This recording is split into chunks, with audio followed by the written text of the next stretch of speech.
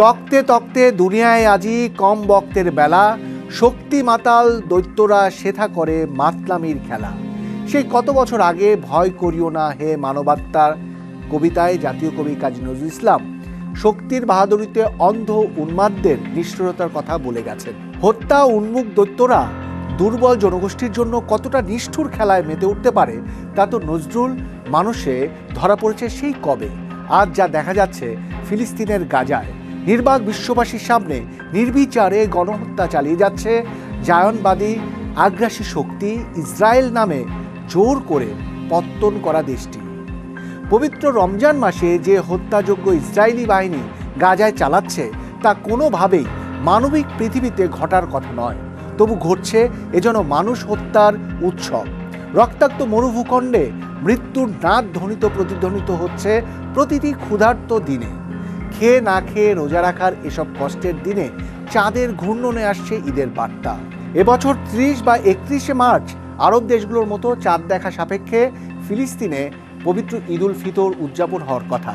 গেল 2 বছর ধরে ইসরায়েলি বোমায় গোলায় রক্তে রঞ্জিত ফুটফুটে ছেলেটিকে, আদরের মেয়েটিকে, এক দুটি ধ্বনিতে বাবা মা মা বুলি ফোটা সন্তানকে, হাজার হাজার মাকে বাবাকে কবরে শুইয়ে দেওয়ার মতো কত শত মর্মান্তিক ঘটনার প্রবাহে এবার ঈদ আসছে ফিলিস্তিনিদের জন্য।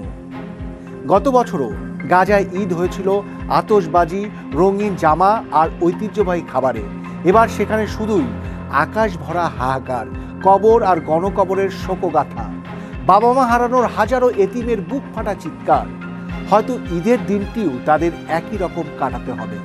খুশির দিনটি হয়তো ক্ষুধার জ্বালায়, চোখের জলে, কবরের কিনারে কাটবে তাদের।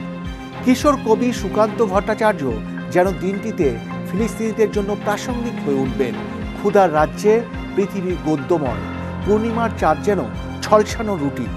শতবর্ষেরও বেশি সময় ধরে স্বজন হারানোর স্মৃতি নিয়ে ঈদের দিন কাটাতে হলেও আনন্দ কম বেশি ছিল ফিলিস্তিনিদের। তবে এবার ঈদ আসছে নিষ্ঠুরতার এক অন্যরকম ঘৃণ্য নজির নিয়ে। অনেকে আবার এই বিধ্বস্ত জনপদে খুঁজছেন ঈদের আনন্দ। বেঁচে থাকা পরিবার পরিজনদের জন্য ঈদ উদযাপনে বাজারগুলোতে কেনাকাটা করছেন অনেকে। তবে অন্যান্য বারের মতো নেই উৎসবের আমেজ। ঈদ উপলক্ষে খাবার তৈরি করে আয়ের উৎস খুঁজছেন অনেকে। বিদ্রোহী নজরুল তখন টকবগে তরুণ, যখন ফিলিস্তিন ভাগ করে নেওয়ার সেই কুখ্যাত সাইকস-পিকো গোপন চুক্তি হয়। বলছি 1916 সালের 9 মে তারিখের কথা। তারও আগে থেকে ইউরোপ সহ বিশ্বের নানা প্রান্ত থেকে ফিলিস্তিনে আসা শুরু করে ইহুদিরা, যার অনিবার্য পরিণতি দেখা যায় 1948 সালে। দ্বিতীয় বিশ্বযুদ্ধোত্তর বছরটিতে যুক্তরাষ্ট্রের সার্বিক সহযোগিতায় ফিলিস্তিনকে নিজেদের দেশ ঘোষণা করে জায়নবাদী ইহুদিরা। লাখ লাখ ফিলিস্তিনিকে নির্যাতন করে, খুন করে তাদের ঘরবাড়ি থেকে বের করে দেয় তারা। শুরু হয় আরব ও ইসরায়েল যুদ্ধ। সেটি ছিল মূলত ফিলিস্তিনি জনগোষ্ঠীকে নিশ্চিহ্ন করার প্রথম অপচেষ্টা, যা আজও চালিয়ে যাচ্ছে ইসরায়েল। নিশ্চিহ্ন হওয়া না হওয়ার প্রশ্নে রক্ত ও আত্মাকে উৎসর্গ করে টিকে আছে বর্তমান বিশ্বের সবচেয়ে নিপীড়িত জনগোষ্ঠী। খোলা আকাশের নিচে বিশ্বের বৃহত্তম কারাগার খ্যাত গাজার ফিলিস্তিনিরা। বিশ্ব জুড়ে যারা মানবতার বুলি আওড়ায় তারাই বর্বর হামলার সহযোগিতা করছে। মার্কিন যুক্তরাষ্ট্র ও পশ্চিমা বিশ্বকেই তাই দ্রুত এগিয়ে আসতে হবে এই প্রাণঘাতী যুদ্ধ বন্ধের জন্য। সারা বিশ্বকে এগিয়ে আসতে হবে মার্কিন যুক্তরাষ্ট্র ও পশ্চিমা বিশ্বকে চাপের মধ্যে রাখতে। ইসরায়েল ফিলিস্তিনে চিরস্থায়ী শান্তি আসবে সেই দিন, যেদিন ফিলিস্তিনিরা পাবে তাদের সম্পূর্ণ স্বাধীনতা এবং সার্বভৌমত্ব। মার্কিন যুক্তরাষ্ট্র ও পশ্চিমা বিশ্ব চাইলেই তা এই মুহূর্তেই সম্ভব। ফিলিস্তিনের ভবিষ্যৎ কোনো সহজ বা সোজা পথে নয়। কোন পথে ফিলিস্তিন? এ প্রশ্নের উত্তর নির্ভর করছে রাজনৈতিক সদিচ্ছা, সংলাপ, ন্যায় বিচার এবং সম্মানের ভিত্তিতে একটি কার্যকর ও টেকসই সমাধান প্রতিষ্ঠার উপর। ফিলিস্তিন এমন একটা দেশ যাদের প্রধানমন্ত্রী আছে, বিভিন্ন দেশের দূতাবাস আছে, কিন্তু পৃথিবীতে তারা একমাত্র জাতি যাদের কোনো ভূমি নেই। আর এটি ঘটছে আন্তর্জাতিক সাম্রাজ্যের ষড়যন্ত্রের কারণে। দীর্ঘদিন যাবৎ ফিলিস্তিনের জনগণ এই অধিকারের জন্য লড়াই করছে। বিশ্বের অন্য অংশের যেখানে উৎসব ও আনন্দ চলছে, সেখানে ফিলিস্তিনের মানুষ জানে না তারা আগামীকাল বেঁচে থাকবে কিনা, তাদের জন্য ঈদের চাঁদ আসবে কি না, সে বিষয়ে সংশয় রয়েছে। তাদের জন্য ঈদের চাঁদ কখনো কখনো শুধু রক্তে রাঙানো হতে পারে। এ বাস্তবতা কেবল তাদের জন্য নয়, বরং আমাদের সকলের জন্য একটি অমীমাংসিত প্রশ্ন। আজ আমাদের আলোচনার বিষয়, ফিলিস্তিনের আকাশে ঈদের চাঁদের রং কেমন হবে। এ বিষয়ে আলোচনা করতে নেটিজেন হিসেবে যুক্ত হয়েছেন চট্টগ্রাম বিশ্ববিদ্যালয়ের আন্তর্জাতিক সম্পর্ক বিভাগের অধ্যাপক ডক্টর সুজিত কুমার দত্ত এবং সিটিজেন হিসেবে আছেন মানবাধিকার কর্মী ব্যারিস্টার ওমর ফারুক। দুজনকে স্বাগত জানাচ্ছি আজকের আয়োজনে। আমরা শুরু করতে চাই, নেটিজেন হিসেবে আছেন ডক্টর সুজিত কুমার দত্ত, আপনাকে দিয়ে। আপনি অবশ্যই প্রতিবেদনটি শুনছিলেন। আপনি এই প্রতিবেদনের আলোকে নেট দুনিয়ায় আপনি কি তথ্য পেয়ে খুব বেশি নিজেকে মানব সভ্যতার একজন অংশ হিসেবে খুব বেশি খারাপ লাগে, কিছু না করতে পারার একটা জ্বালাবোধ করেন? আপনার কেমন লাগে এইসব ঘটনা? ধন্যবাদ আপনাকে। আমি প্রথমে আজকে আমাদের স্বাধীনতা দিবসের শুভেচ্ছা জানাচ্ছি সবাইকে এবং শ্রদ্ধা ভরে স্মরণ করছি সকল মুক্তিযোদ্ধা এবং শহীদদের। আপনি যে প্রসঙ্গটা নিয়েছেন যে ফিলিস্তিনিদের রং কেমন হবে, তো আজকে যখন এই কথা আলোচনা করছি ঠিক তখনই আমরা দেখতে পাচ্ছি ঠিক 4 ঘন্টা আগে ফিলিস্তিনি গাজাতে হামাসের বিরুদ্ধে মিছিল হচ্ছে, go back Hamas, go back Hamas. কারণ গত 18ই মার্চ রমজান মাসে আবারও কিন্তু এই যুদ্ধবিরতির মধ্যেই ইসরায়েল কিন্তু হামলা শুরু করে। আমরা কি ফলস্বরূপ দেখতে পাচ্ছি 2023 সালের অক্টোবর মাস থেকে আজ পর্যন্ত প্রায় 50,000-এর বেশি শিশু, নারী সহ মানুষ মারা যায়। এর ভিতরে 17,000-এর বেশি শিশু আর 1,10,000-এর বেশি মানুষ আহত হয়েছে। একটি যুদ্ধবিরতি চলমান আছে। এই চলমান প্রক্রিয়ার ভিতরেও কোন রকম নোটিশ ছাড়া হামাসকে আবার অ্যাটাক করে হচ্ছে ইসরায়েল। এর ফলশ্রুতিতে আমরা দেখতে পাচ্ছি বিশ্ব মানবতা কিন্তু আজ কথা বলছে না। আজকে যখন মার্কিন যুক্তরাষ্ট্র ইউক্রেন ক্রাইসিসকে সম্পন্ন করার জন্য যখন তারা রাশিয়ার সাথে আলাপ আলোচনা করে সৌদি আরবের সাথে নিয়ে, তখন কিন্তু এই দিকে কিন্তু নতুন করে হামলা শুরু হয়। একদিকে যখন মানবতার ফেরিওয়ালারা যখন আমাদের এই জায়গায় মানবতার কোনো কিছু নিশ্চিন্ন হয়ে যাচ্ছে, অন্যদিকে আমরা দেখতে পাচ্ছি মানবতা ফেরিওয়ালারা মানবতা নিশ্চিত করার জন্য বিভিন্ন কাজ করে থাকেন। কিন্তু ফিলিস্তিনি মানুষের ভিতরে সেই ঈদের রংটুকু নেই। তারা জানে না আগামীকাল তাদের বাচ্চাটা বেঁচে থাকবে কিনা, তার বাবা বেঁচে থাকবে কিনা, তার মা বেঁচে থাকবে কিনা, বোন বেঁচে থাকবে কিনা। এই অবস্থায় আমার মনে হয় না ফিলিস্তিনি জনগণের কাছে ঈদের চাঁদ কখনই রঙিন হবে। ব্যারিস্টার ওমর ফারুক, আপনি তো অবশ্যই শুনছিলেন ডক্টর সুজিত কুমার দত্ত যেটি বলছিলেন। আপনি সিটিজেন হিসেবে আপনার এই বিষয়গুলো কতটা ব্যথিত করে? পাশাপাশি একটু যদি বলি যে আমরা যেমন অন্যান্য প্রাণী, অর্থাৎ আমরা যে আমিষের অভাব পূরণ করার জন্য যেমন ফার্মের মুরগিগুলোকে আমরা বড় করি, আবার জবাই করে নিজেরা খাই, এই যে ফার্মের মুরগিরা যেমন জানে না তাদের জীবন কখন শেষ হবে, জীবনকাল আমরা আমাদের মতো করে ব্যবহার করি। গাজায় যে ফিলিস্তিনিরা আছে মানুষ, তাদেরকে যেভাবে জীবন দিতে হচ্ছে, এটা নিয়ে কারো কোনো উদ্বেগ নেই। অথচ আমাদের এই দেশে কোনো কিছু হলেই পশ্চিমা বিশ্ব বা আমেরিকা সবাই মানবতা বিরোধী অপরাধ বলে অনেক কিছু আমাদের চাপিয়ে দেয়। এটা কোন অপরাধ? ধন্যবাদ আপনাকে। আপনি যে প্রশ্নটি করেছেন, ঈদের চাঁদ কেমন হবে, আমি জানি না এই প্রশ্নের উত্তর আমি কিভাবে দেব। ঈদের চাঁদ তো বেদনার চাঁদ হবে, রক্তাভ চাঁদ হবে। ঈদের চাঁদটা হবে ওই যে ক্ষুধার্ত শিশু তার বাটি নিয়ে লাইনে দাঁড়িয়ে আছে, অথবা শিশুটি চাপা পড়ে আছে ইটের ভিতরে, তার পোষা কুকুরটি তাকে ঘিরে বসে আছে, অথবা অ্যাম্বুলেন্সে রক্তের ফোঁটা পড়ছে আর একটি শিশু নির্বাক তাকিয়ে আছে। এই ধরনের দৃশ্যই তো ভেসে ওঠে। আজকে আমাদের মহান স্বাধীনতা দিবস। আমরাও এই স্বাধীনতা অর্জন করেছি অনেক প্রাণের বিনিময়ে। শহীদ মুক্তিযোদ্ধাদের প্রতি শ্রদ্ধা জানাই, সালাম জানাই।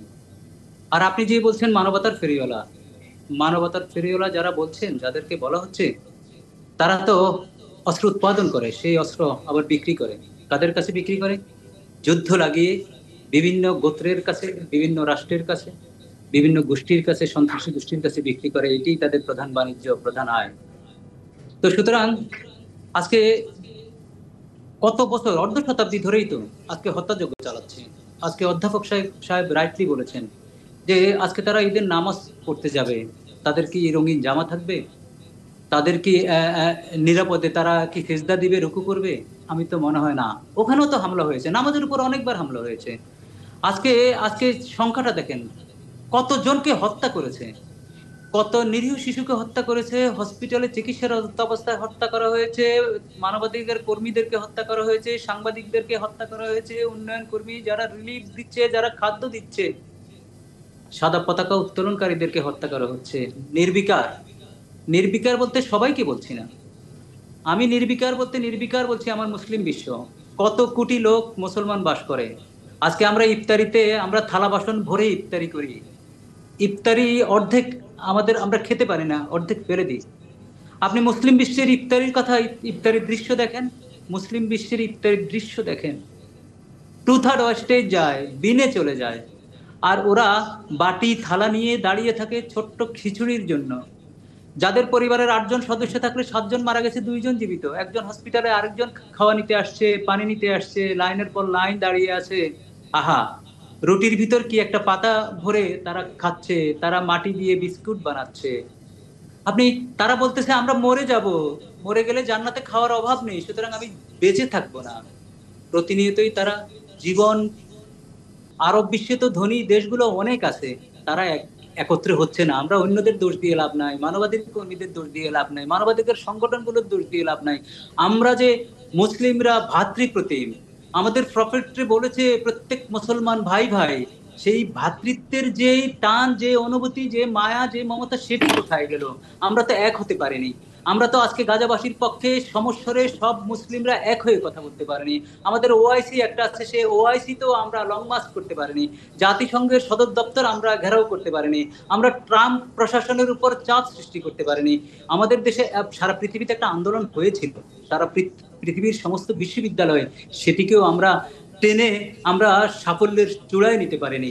অর্থাৎ আমরা মুসলিম বিশ্ব, আমরা একটু ব্যারিস্টার ওমর ফারুক একটু থামাতে চাই এই মুহূর্তে। একটু ডক্টর সুজিত কুমার দত্ত আপনার কাছে একটু আবার যেতে চাই। আপনি একটু বলুন যে এই যে এরকম যে হত্যাযজ্ঞ ফিলিস্তিনিদের ক্ষেত্রে হচ্ছে, ইসরায়েল করছে পশ্চিমা বিশ্ব এবং আমেরিকার প্রত্যক্ষ মদদে, আসলে এরকম হত্যাযজ্ঞ কোন বিশ্বযুদ্ধে এত হত্যাযজ্ঞ হয়েছে? মানে আমরা যদি সিমিলার, মানে আমরা যদি কম্পেয়ার করি, মানে এরকম সিমিলার ঘটনা আর উদাহরণ টানা যায়? মানে এরকম লাগাতার হত্যাযজ্ঞ এবং মানুষ মরছে, আমরা মানুষ হিসেবে তো পাশে দাঁড়াচ্ছি না। ধর্মীয় জায়গায় আলোচনা হচ্ছে, কিন্তু মানুষ হিসেবেই তো আমাদের পাশে দাঁড়ানো কর্তব্য। ধন্যবাদ আপনাকে। আমরা যদি প্রথম বিশ্বযুদ্ধ, দ্বিতীয় বিশ্বযুদ্ধ তাকাই, আমরা দেখব প্রথম বিশ্বযুদ্ধ, দ্বিতীয় বিশ্বযুদ্ধ কিন্তু ব্যাপকতা ছিল অনেক বেশি, কিন্তু ইসরায়েল এবং ফিলিস্তিনি ক্রাইসিসের ব্যাপকতা কিন্তু বেশি নয়, জাস্ট দুইটি ক্ষুদ্র রাষ্ট্র, রাইট?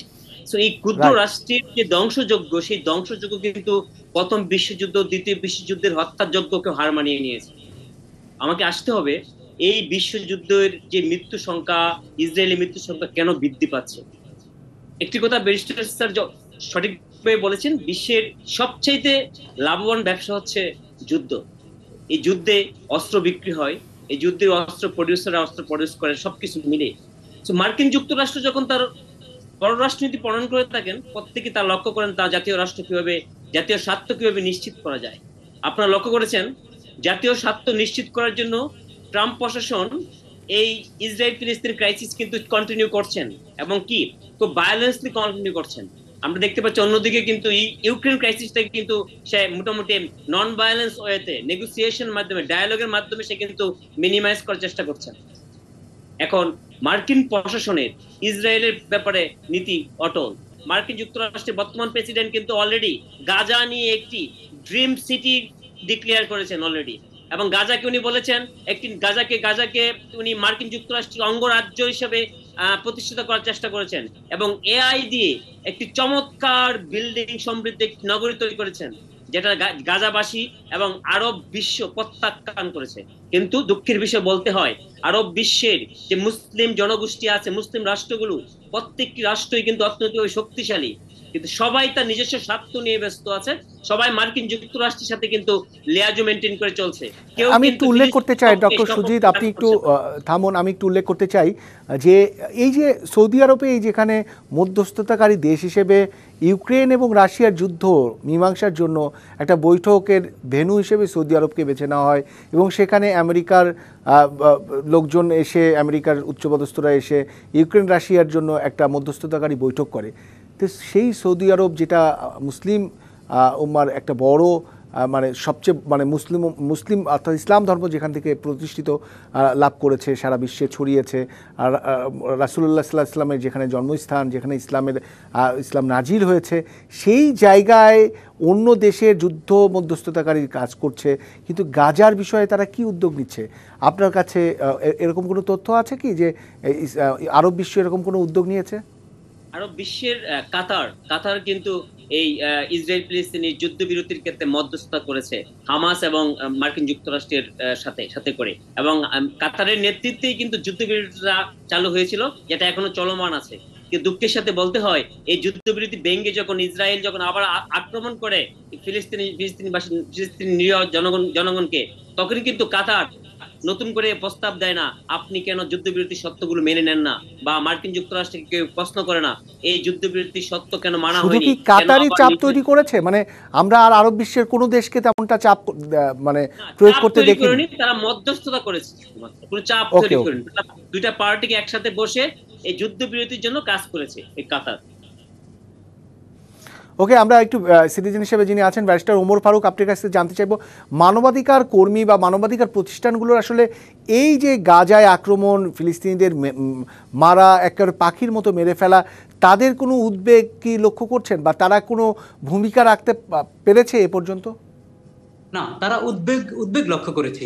আমি তো জেনারেলাইজ করতে পারবো না, জেনারেলাইজ করা ঠিক হবে না যে কেউ করে না, অধিকাংশ ইভেন আন্তর্জাতিক ক্রাইম আন্তর্জাতিক আদালতে ওয়ার ক্রিমিনাল হিসেবে নেতানিয়াহুকে ডিক্লেয়ার করা হয়েছে, ওয়ারেন্ট দেওয়া হয়েছে। সেই ওয়ারেন্টকে বৃদ্ধাঙ্গুলি দেখিয়ে সেই নেতানিয়াহু আমেরিকার সাথে কথা বলে, আমেরিকার সাথে বৈঠক করে, আমেরিকার থেকে অস্ত্র নেয়, আমেরিকার থেকে সাহস নেয়। সবচেয়ে বড় কথা, ওখানে স্টেক হোল্ডার শুধু আমেরিকা, স্টেক হোল্ডার তো আর কেউ নেই।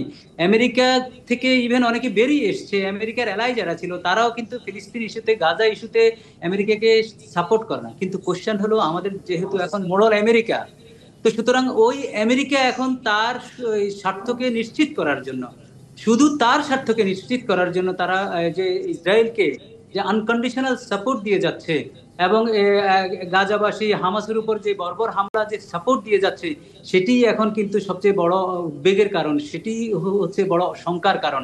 যতক্ষণ পর্যন্ত আমেরিকাকে আরব বিশ্ব চাপ প্রয়োগ করে, অর্থাৎ তাদেরকে যদি এমন চাপ দিতে হবে যে তোমার ওখানে আমরা ফুয়েল দেব না, তোমার ওখানে আমরা মিনারেল দেব না, তুমি যদি এটা নেগোসিয়েশনে না বসো, ততক্ষণ পর্যন্ত এটি চলমান থাকবে। আর এটা নতুন অস্ত্র তা এক্সিকিউট করার জন্য এটা একটা পরীক্ষার জায়গা হয়ে গেছে এখন। গাজার শিশু বলেন, বৃদ্ধ বলেন, নারী বলেন, সবাই এখন ওই নতুন অস্ত্র বানায়, তাদের উপর এটা গিনিফিগের মতো পরীক্ষা করা হয়। ইস্যুতে চুপ আছে। ব্যারিস্টার ওমর ফারুক, একদম শেষ পর্যায়ে সংক্ষেপে যদি বলতেন, আপনি কি অনুমান করতে পারেন, মানে এই যে আমরা তো ছোটবেলা থেকে এগুলো দেখছি যে একটা যুদ্ধ পরিস্থিতি, আসলে ফিলিস্তিনিদের ভবিষ্যৎ কোন পর্যায়ে যায় ঠেকতে পারে, আপনি কি অনুমান করতে পারেন?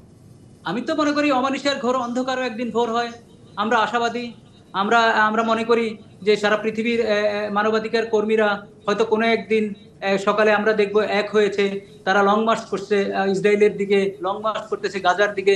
হয়তো আমরা দেখব সমস্ত যে সিএনএন বলেন, বিবিসি বলেন, আল জাজিরা বলেন, ডিডব্লিউ বলেন, যত আন্তর্জাতিক মিডিয়া আছে, সবাই সমস্বরে বলবে এনাফ ইজ এনাফ, প্লিজ আর মানবতাকে। আমি একদম শেষ করব ডক্টর সুজিত কুমার দত্ত, আপনাকে দিয়ে আপনারও একই প্রশ্ন, আপনি এই রকম কি অনুমান করতে পারেন যে আসলে গাজায় ফিলিস্তিনিদের আসলে ভবিষ্যৎটা কোন জায়গায় যেয়ে ঠেকতে পারে?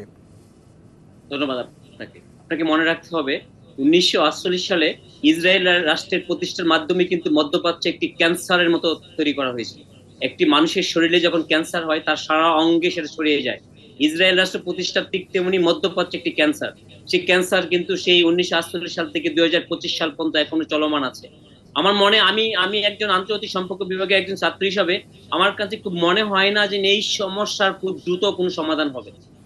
অবশ্যই তাই, আমরা মানে এই পর্যায়ে আলোচনা থামাতে হচ্ছে। আমরা আসলে এরকম কিছুই দেখতে চাই আমাদের জীবদ্দশায়, যে এটার একটা মীমাংসিত বিষয় দ্বারা ক্যান্সারটা দূর হোক এবং ফিলিস্তিনিরা তাদের অধিকার ফিরে পাক এবং তার স্বাধীন রাষ্ট্র ফিরে পাক। অধ্যাপক ডক্টর সুজিত কুমার দত্ত এবং ব্যারিস্টার ওমর ফারুক, অসংখ্য ধন্যবাদ আপনাদেরকে আবারও। ধন্যবাদ।